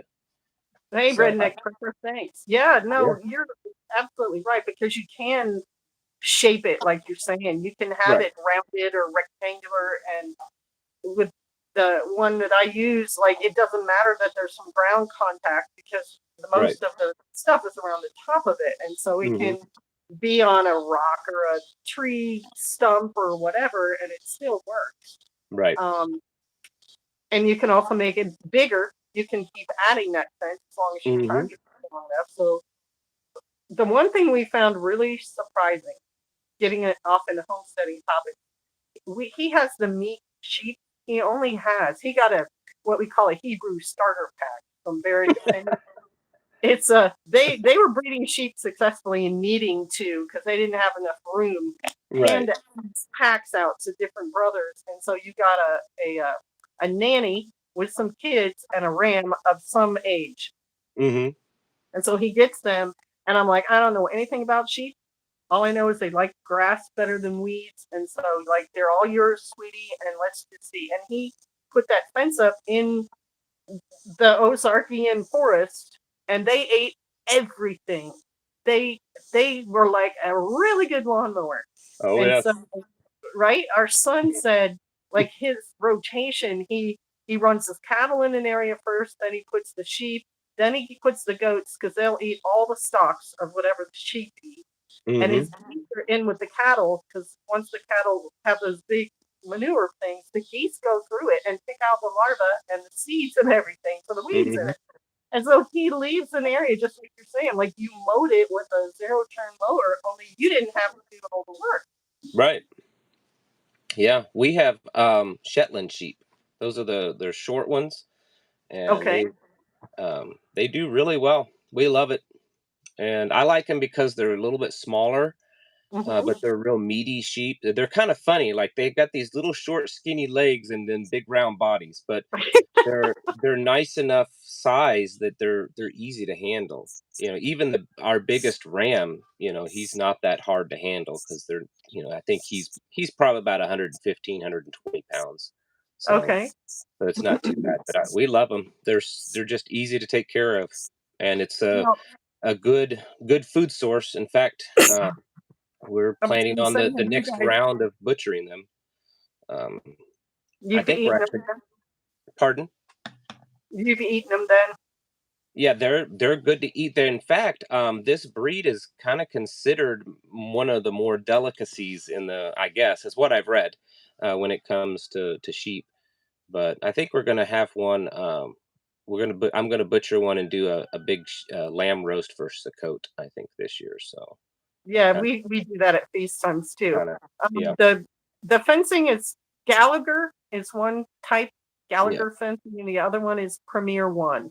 Hmm. Um, I've I've not used the Premier one, but I've used the Gallagher, and it was fine. But I've known people that's used the Premier one, and they've liked it too. I mean, I don't know if there's a big difference between the two, but um, everything I've seen, it's done fine. I did not know Shetlands have a nice wool for spinning. Yes, they do. Do you guys do that? Do you gather the wool? We do, but my wife's been learning. We have someone in our group that uses it, that they spin Mhm. and stuff. So we've been bartering with them, um, that kind of stuff. But um, we are just kind of starting to learn how to use the wool. So The someone else. wool, In fact, the girl, she's 16, I think, and you should see the stuff that she does. She can spin the wool, she can take raw wool, turn it into yarn, and she makes sweaters and hats and socks and stuff that look like something you'd see in the mall, and she's 16 years old. It's that's what amazing. I was going to say. Like the meat sheep, their wool is very short, um, fibered, short fibered. Hmm. They do rub it off, and it does like hang on to barbed wire fencing and it's Right. bushy and things. But I've seen, I think Pharma, one of the ladies here who was on the chat, you can make little animals out of it too. They like get it wet and they felt it a little bit and then they shape it and they make little like sheep animals and stuff out of it. I think Hmm. that's really kind of cute. And the lanolin. I don't know Right. if you have that much lanolin, but I really Yeah. dug it when I could feel the wool and get that on my skin. It's like my skin is Hmm. old and cracked. I also So usually I usually only need about two sheep, two the wool from two sheep. But a neighbor down the road, he raises bees, which we want to get into bees, but he's mhm, close enough that his bees are helping my yard. So mhm. he uses wool to insulate his hives. So I have the sheep, he Oh, has the bees, and we swap out. So that's people keep asking if we have bees, and we might get them someday. But at this point, I don't know that there's any benefit for us getting bees because his bees right. help pollinate my garden because he's close enough, and I get part of his honey. So That sounds like a perfect, uh, like you said, barter, perfect right. neighborly exchange right there. And I hadn't thought about that, but yeah, the wool would be a great insulator, Hmm. Yeah, whether that's what we you use them for. parted it and spun it or not. Just tuck it Hmm. in there. Wow. Yep. Yeah, because I gathered some of the stuff that was laying around, but I didn't give it, I wasn't every day up there. I just gathered maybe a handful, but I'm gonna have to rethink my attitude on that. Well, and the That's good really thing is with because of the what he's using in the beehives, he doesn't really care what the quality is. So, mm, like, some of the stuff that's knotted up and matted and maybe more dirty, that because when you go to take wool and turn it into yarn, there is waste. Well, he wants that, he doesn't care what it's like because he's just shoving it in the beehives, so he doesn't care if right. it's matted and dirty or what. So it works out really well. Wow, that's awesome. And the other thing about eating um, lamb or sheep meat, one, it tastes really good. I Yeah. mean, we've had several brothers around here who run sheep roast them for events, even if it's maybe a work day. If they have a work day at their place and they're inviting a bunch of people over, they may roast a sheep. And oh my gosh, it's tender, tastes Hmm. great. They make some sauces to put on top of it. And the other thing that I always find it interesting how the Spirit and the Father work. If you go buy lamb around Easter time, it's $20 a pound. Oh, yeah. If you're feeding it your grass and you butcher it, you literally there was very little output to that meat, and you're getting Mhm. as much $20 a pound meat as you can get off your animal. I mean, Right. that's an economic thumbs up. And Yeah. it doesn't have the same problems with it that pork has with the unclean and the fact that a pig can't sweat and all that other stuff. This is Right. a clean animal. Your body is designed to eat that. Right. So we found it a huge blessing and a change to our diet. We've been typical Americans with like hamburger and chicken and the occasional fish, but now it's like, no, there's more. There's Right. more and it's tasty. So that's kind of cool. What did you grow in your garden this year? Um, we the garden this year, we cut down on a variety. So the Mm-hmm. last couple of years, what we have been doing, because we have a good garden space. So instead of, even though I've been pushing I haven't been doing what I've been telling people to do online. I've been telling people online to try to grow as much as possible, which is what we are Mm-hmm. doing. But I've been testing different things, Mm-hmm. experimenting, and so we've been trying to put our garden out with the idea of, what if the end of the world happened and we had nothing from the outside? We Mm-hmm. couldn't buy the seeds, or we couldn't get the tools, or I couldn't use a tiller maybe because I didn't have gasoline, whatever it is.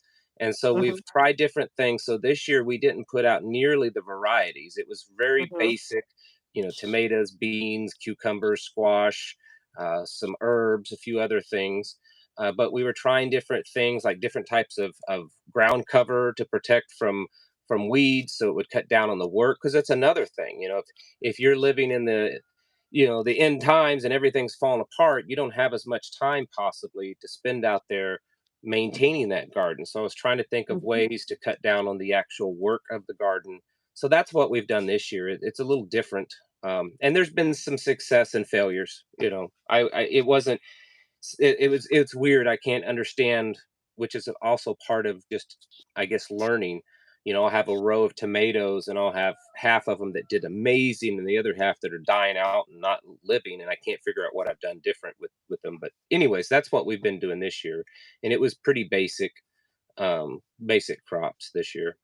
Did you have anything with squash bugs? Because I know Pastor had some lovely plants before we left. We had this summer was interrupted for us. We had trips that we took that we didn't really plan, and so our garden was very Mhm. neglected.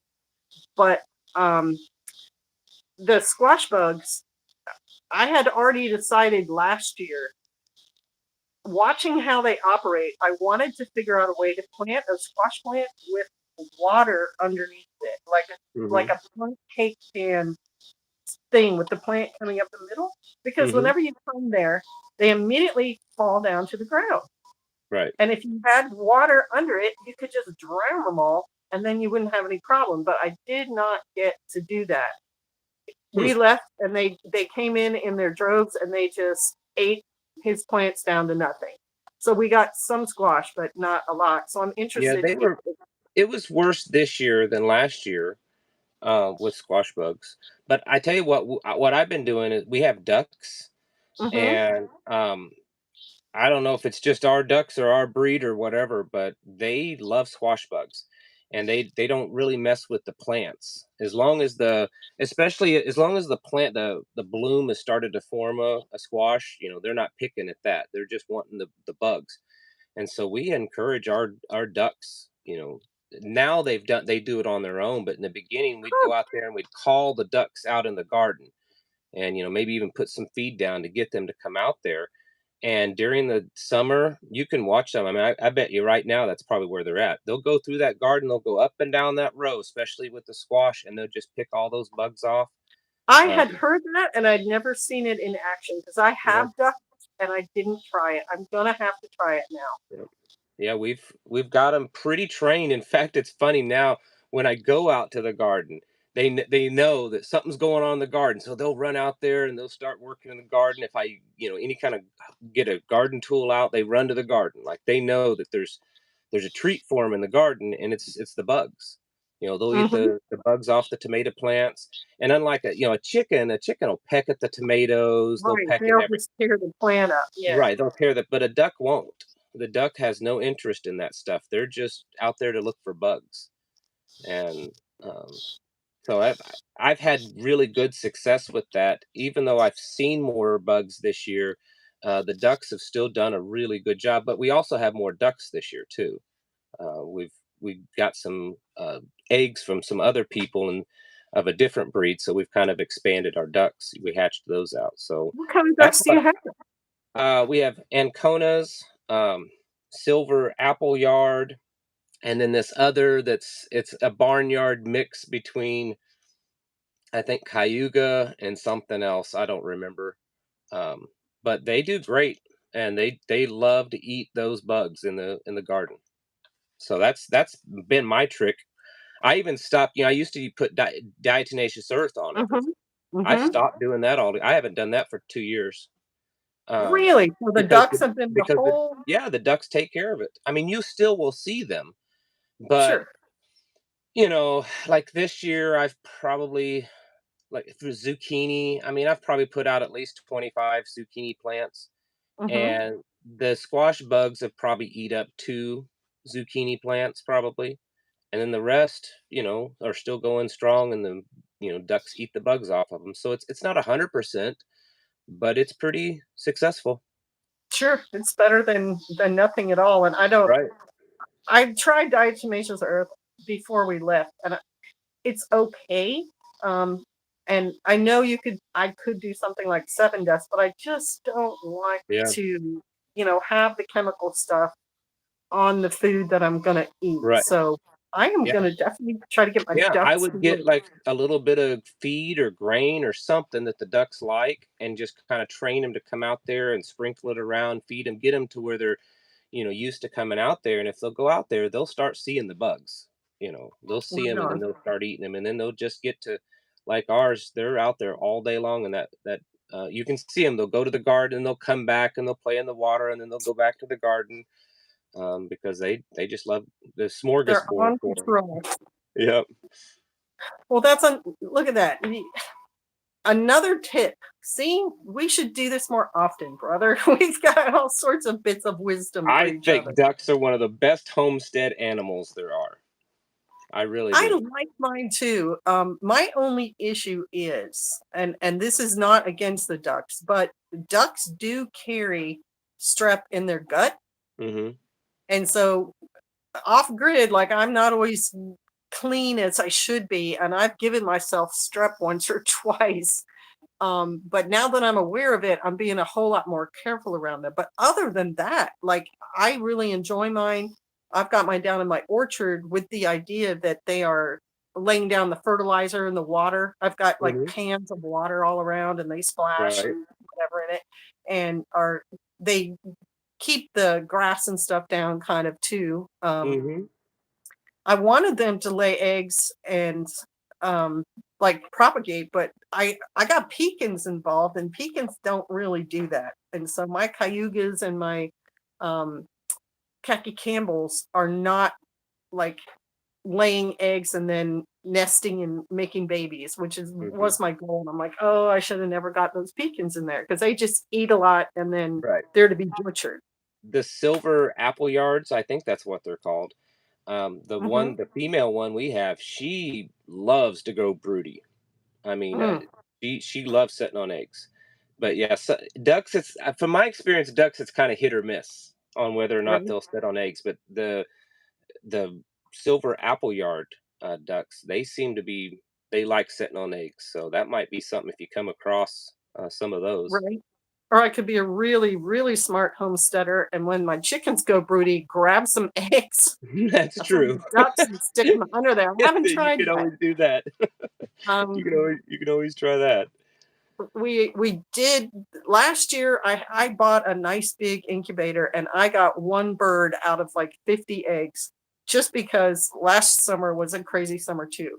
So Hmm. this summer we actually used it and did it right and made sure the temperature was right and hatched out several ducklings, but they were for my daughter-in-law. She brought Hmm. eggs down fertile and said, will you please? And I'm like, all right. So that is an option, but obviously, if there's no power at all ever, Right. the incubator thing's not gonna you could do a Yeah. propane powered one or Yeah, I wood always fire. advise people to get like if they have a certain breed of chicken that they have because they like them, that's fine. But you should try to have at least a few chickens that are really good at growing broody. You know, like a Right, cochin hens are excellent sitting on eggs, silkies, things like that. Make sure you try to have at least, and if that's all you want is those breeds, that's fine. But if you can't, have at least a few of those and just keep them around just to sit on eggs because some of those right. chickens they'll sit on anything. Well, we've been here 11 years, and for 8 of those years, really more like 9, I had different varieties of birds, and none of the females would successfully hatch eggs. And then Mhm. last year, one of my all black birds. Now, I don't know if she was Ocelot because that's what I started out with, but I mean, it's years down the Mhm. road. Or someone gifted me Freedom Rangers that may have Hmm. been a dark bird. Anyway, this one just up and decides and hatches out 14 chicks. And I'm like, Oh my. you are staying. And Yes. so her babies have been mixed with Americana, and she's got like 6 of her girls that are now sitting, not hatching as many. One hatched 3, one hatched 1, one hatched 9. But yeah, she's like, you're the chicken who laid the golden egg. You are Hmm. worth right there. And I want to keep them, um, because I've tried different silkies, wonderful. I've gotten barred rocks, I've gotten Rhode Island reds, and it was hit or miss with most. But you're absolutely right. That one, she's staying. Yep. She gets, she Yeah, gets definitely. protected.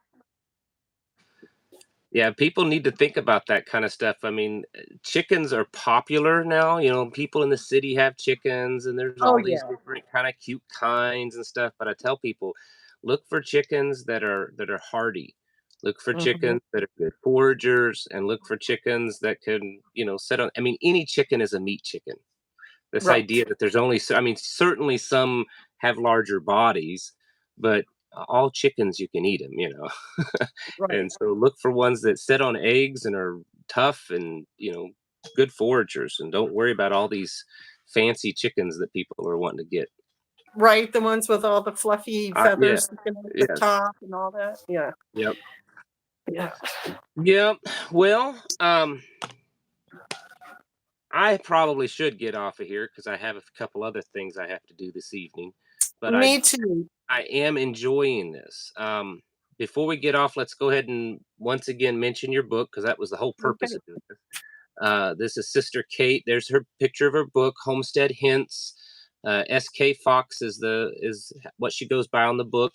You can go to Amazon. You can go to was it Barnes and Nobles, I think, Mhm. online, and pick And it up. Deborah Publishing. I don't know Deborah if she Publishing. I don't know if she is still taking orders, but she was the last time I talked to her. Sarah Williams and Deborah Publishing is publishing more Torah observant authors Okay. books too lately. I So will it's a good definitely check them website. out. I'll definitely check them out. And then also make sure you go over and subscribe to her channel, because if you haven't figured it out so far, she puts out amazing content, very knowledgeable. And Sister Kate is a very sweet, dear person. So certainly go subscribe to her channel and see what she's putting out over there for content.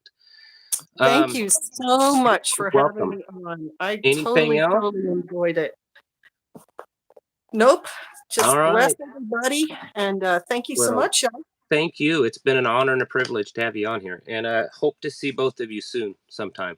Um, Yes. we need to probably catch up. Yeah. All Absolutely. right. All right. Bless y'all. Well, thank you so much. Thank you all for stopping and watching this. Make sure you check out Sister Kate's channel and her new book, Homestead Hints. This has been I'm enjoying this. I may actually go back and watch this one. I never watch my own videos, but I may watch this one. Um, it was a true pleasure, folks. You know what you need to be doing. You need to be getting your houses in order, and that's obviously the physical stuff. We talked a lot about that today. The homesteading things, the prepping Mhm. things, mentally, that, and then also what we covered a lot today, spiritually. We need to be getting Mhm. spiritually ready, because what we're seeing, it's spiritual warfare physically manifested. I mean, that's what it is. It's all this Mhm. stuff that's going on. So please make sure you also get your heart right with the Father, because that in the end, that's the biggest prep you're going to do. Yeah. All right. All Well, right. thank Bless you. you. God bless you all. Shalom. Have a good evening. I don't know how to turn this thing off. There we go.